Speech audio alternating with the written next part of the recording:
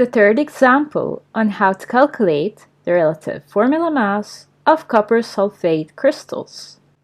We're given the relative atomic masses of the elements we have here.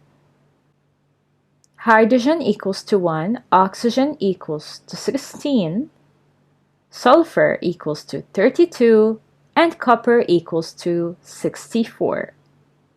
So we're going to use these numbers to calculate the relative formula mass.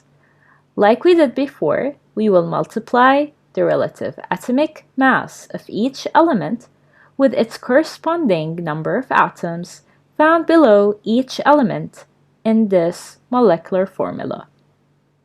We'll start with copper.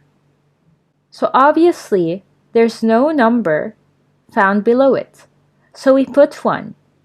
Its relative atomic mass is 64, so 64 times 1 equals to 64.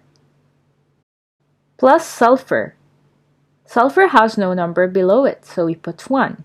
Its relative atomic mass is 32, so 32 times 1 equals to 32. Plus oxygen. We have 4 oxygen atoms, so 16 times 4. Plus notice the 5 here. It is for the H2O, so we put 5 outside, as you can see here, and open a big bracket, and then a small bracket.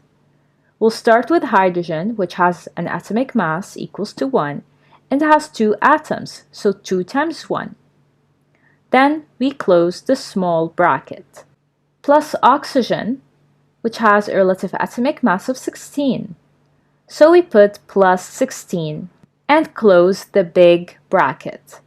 We add up the numbers to obtain 250.